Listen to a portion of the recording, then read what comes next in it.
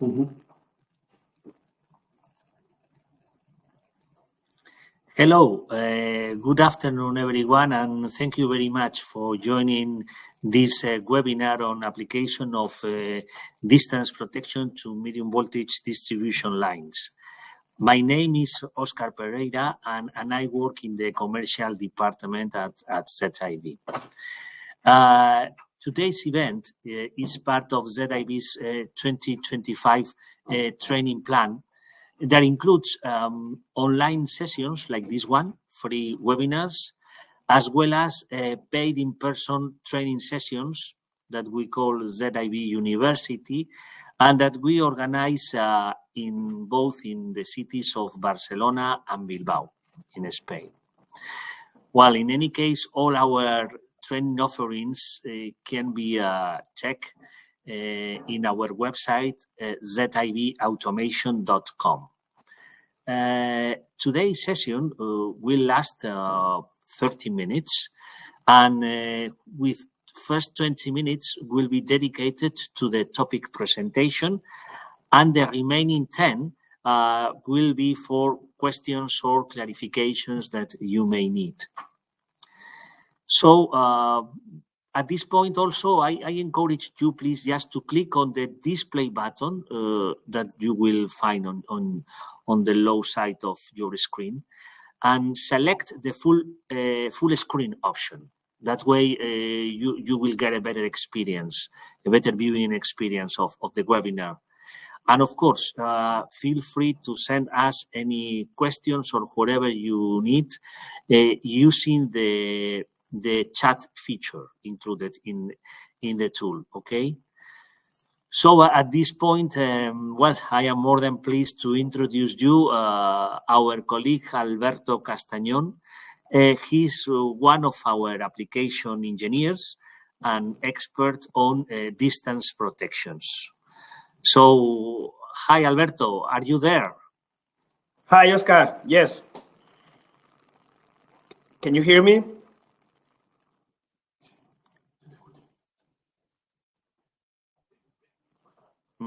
All right.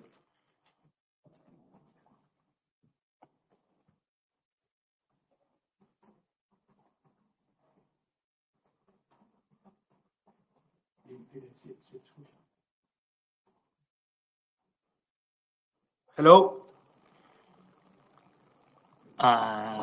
Yes, I think that, Alberto, we can hear you. So you can continue going on with your presentation, please.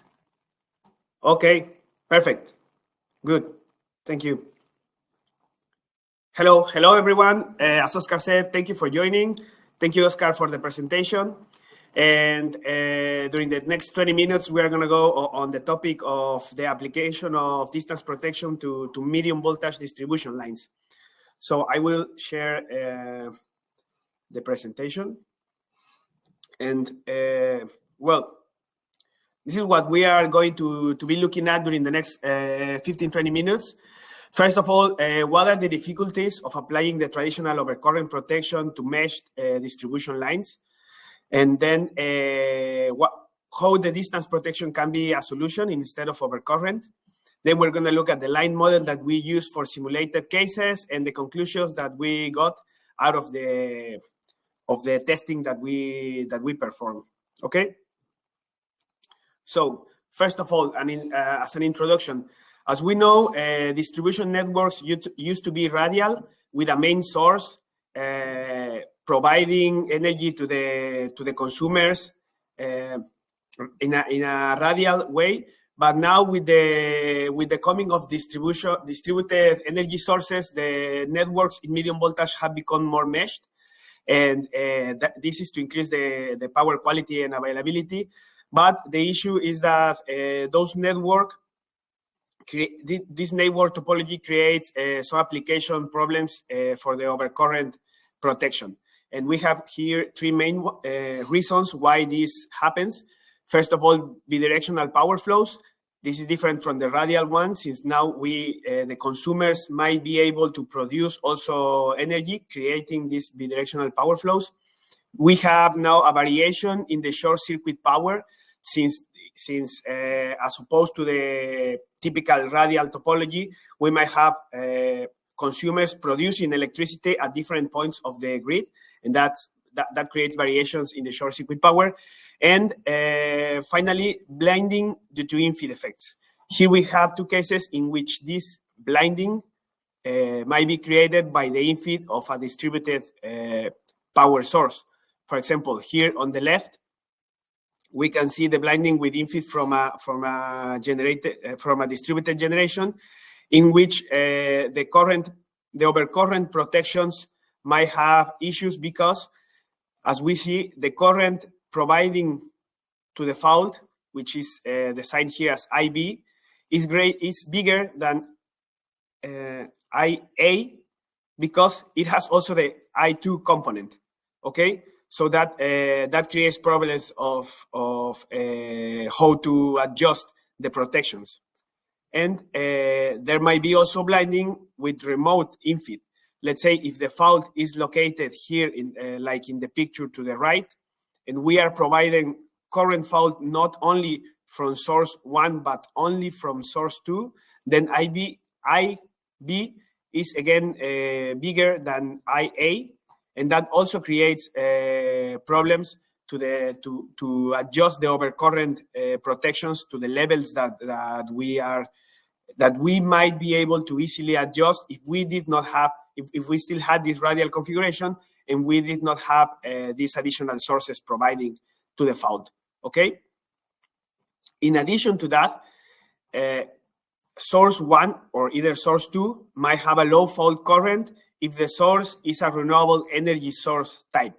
And this is because, as we know, most of the renewable energy is interfered by power electronics, by inverter technology, and those have a thermal limit that has to be respected, and therefore the fault current is not as big in magnitude as the one that we used to have with synchronous generation, with traditional synchronous generation that we are used to see and that we are used to adapt protections to. Okay. So why could distance be an alternative to overcurrent protection? Mainly because its main intrinsic advantage is that it is independent from short circuit power. It only relies on the impedance, on the apparent impedance on the line that it's protecting. And the disadvantage is that taps on the line generate in-feed and out-feed effects. So now that as we saw that we might have more meshed topologies, if we tap in the middle of a protected line, that might create in-feed or out-feeds. Okay, and we propose two different kinds of applications. We don't go as far away from the traditional, but that are adjusted for medium voltage levels, in which we don't usually apply distance protections. Usually we apply them in high voltage level. And the first application is to have Zone 1 and Zone 2 covering 80% of the line, and for Zone 1 and 120% of the line for Zone 2, respectively. And with no coordination for fault in the taps, I mean in the medium voltage side, since we allow for fast reclosing. So there's no need. And application 2 is having the Zone 1 reach until this tap, and Zone 2 reach until the tap 2. And then we have coordination with the protection in the laterals. Okay, so let's take a look at the model that we use to simulate these different cases and see how distance protection applies. So we have here the network in which we have circuit breaker 1 and circuit breaker 2 with sources providing to this line. We have one relay in this side, one relay in the other side, to the left and to the right. And we have loads being provided by tapped transformers in certain parts of the line. Okay, load 1, load 2, and one of them, it's a generator that can also provide short circuit. And for this topology, we simulated different faults in the medium voltage side, at the line, and outside of the protected line. Okay, so we consider the cases of fault at low voltage side of the medium voltage to low voltage transformer. Then we also consider an inrush of the transformers, external faults, and internal faults. So here just some of the characteristics of the model. In order to make it more realistic, we took in account a mixed line of underground and underground cables and overhead lines, and well, just some characteristics of the tapped transformers, which lead us to the analysis of the cases. Okay, so the first one is fault 1 at the low voltage side of the medium to low voltage transformer. In this one, and the result is that the distance protections on the medium voltage side are able to recognize that this fault is outside because the impedance of the transformer is much bigger than the zone 2 impedance. Because if we make the calculations and we look at the impedance represented by the transformer, is much bigger. And in here we have a diagram of how the distance characteristic looks like for a quadrilateral characteristic, and what's the apparent impedance, which is pretty far away, so the relay will not overreach. Then in case of inrush of any of the transformers, we also see that the impedance lies outside of the zone, and as we know, the harmonic blocking can be used, and we can the harmonic content needs to be analyzed, and we can block in case of inrush, just in case that we have this impedance locus traveling inside of the protected zone. We see the harmonic content of this energization, which is, as usual, pretty high.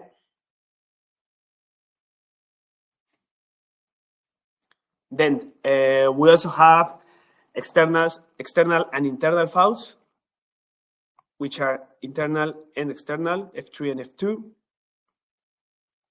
And for this is when this for this kind of faults is where the phenomena of in-feed but distributed generation appears. Okay, for example, in this case we have this fault, and as we explained before, relay located in here is going to look at this current and this voltage, but the current going through the fault is actually the summation of current 1 and current 2. Okay, so if we do the calculations of the impedance loop of the voltage loop, we find that there is a compensation, that we can compensate this in-feed in cases where this breaker, designed as CB, is closed. In the case that this breaker is closed, then we have to compensate for this effect of in-feed. In the case that the breaker is open, we should not compensate, otherwise we are going to overcompensate. Okay, and we know this ratio because it's equal to the ratio of the sources and the line impedance. So with this calculation, we can tell the relay located here that in case of this breaker being open, in case of this breaker being closed, apply the compensation, or in case of this breaker being open, do not apply this compensation. And the proposed solution is to send the status of the circuit breaker by medium of wireless 4G or 5G communication. Okay, so this way we can either provide a group of settings that is calculated for one situation with the breaker closed, and a different kind of group of settings for the breaker open, or increase the reach of the distance responding to this change. And we can see in here why is this important, because, for example, if we apply the zone 2, if we apply a fault at 100% of the line, zone 2 without compensation does not reach the fault, and it is not going to flag this fault as internal, as it should. But if we apply the compensation, zone 2 is going to correctly look at the impedance location, and is going to open the breaker for this fault. So that's why compensation needs to be done. how do we propose this to be done? Well, by the use of teleprotection device connected to a 5G modem, which usually has transmission times around 15 to 17 milliseconds and a jitter of around 5 milliseconds. This is enough for a zone 2, since as we know, those zones timings are usually higher than these transmission times. And the proposed is an event-driven mechanism in which only in the case of an opening or closure of this breaker, then the teleprotection starts to communicate and send the status of the breaker to the other side, to the relay that is protecting the line.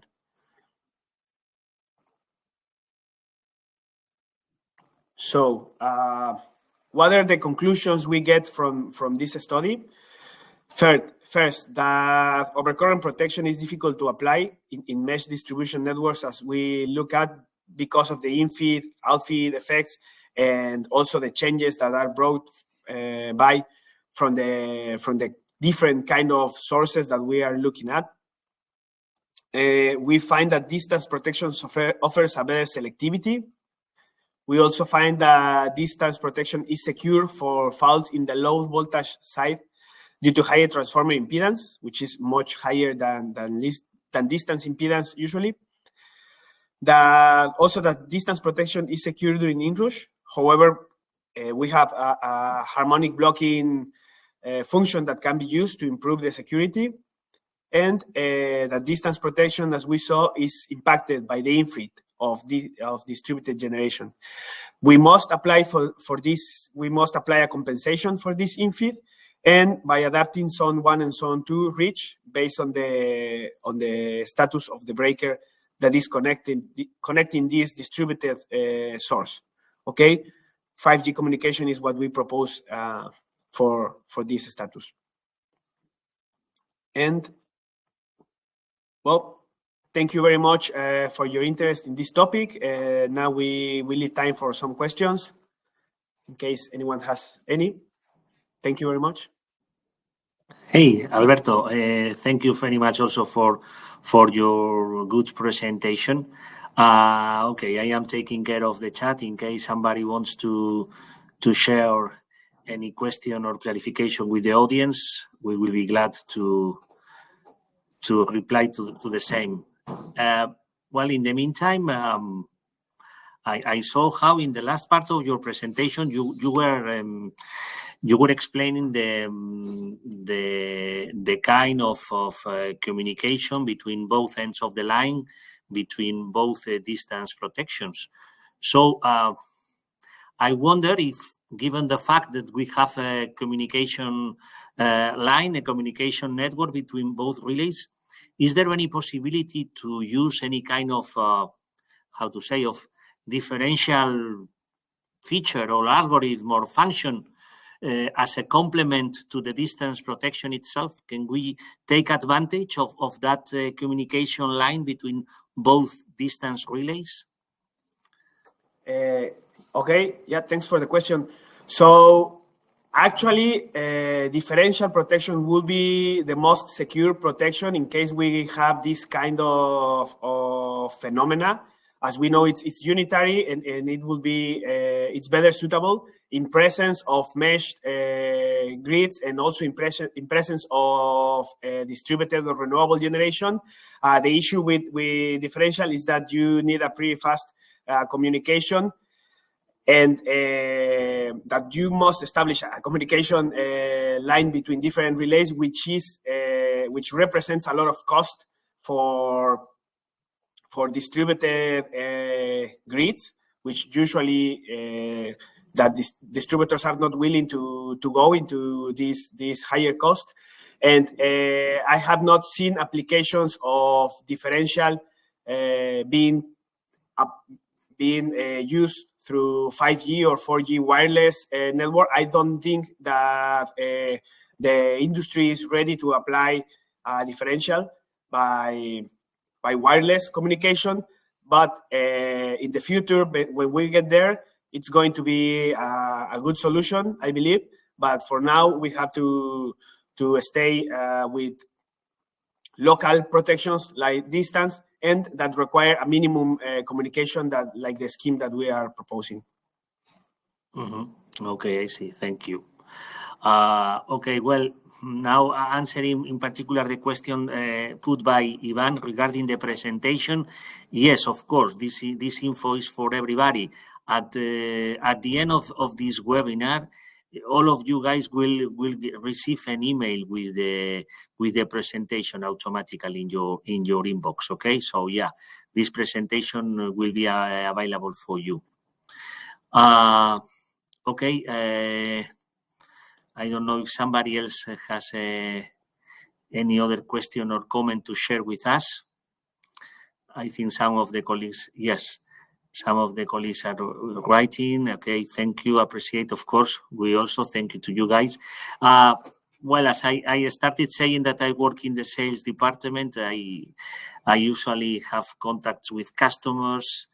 Also, in fact, I was directly involved in the last webinar. So one of the questions, Alberto, that of the concerns that customers are putting on the table are regarding the renewable sources. For example, I noticed how in some of your schemes, in your models for testing the relays, you have represented distributed generation, the DGs. It was appearing in your slides. So I wonder which is the impact of if we are approaching or covering a piece of the network where we have renewable sources. Any idea on how to approach that problem, that situation? Okay, yes, that's a very good question. So we actually have had a couple of webinars also on this on this topic, because yes, distributed generation, the fact that the generation is distributed, it's already bringing us some issues like the ones that we have analyzed in this webinar.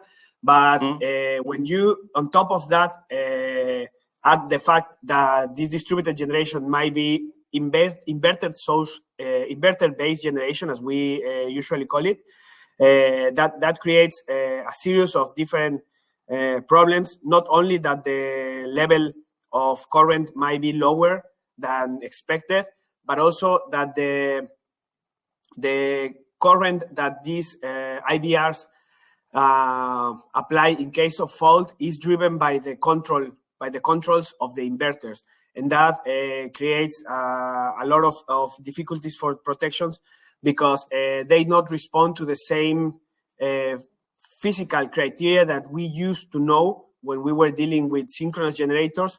Now, since the response depends on the control of the IBR, and the control of the IBR or the inverter depends on the philosophy of the manufacturer of this specific inverter, that creates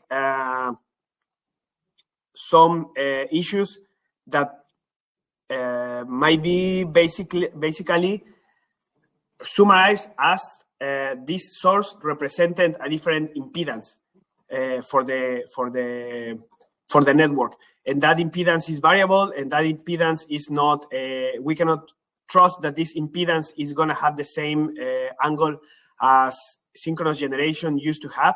And actually, in ZIB, we are in the process of developing our algorithms, and we have already applied a lot of changes to the algorithms, basically, or mostly of distance, actually, because we have recognized the impact that these IBRs have on the fault response. We have adapted algorithms, and we have also released a couple of papers on this regard that everyone is willing to read about.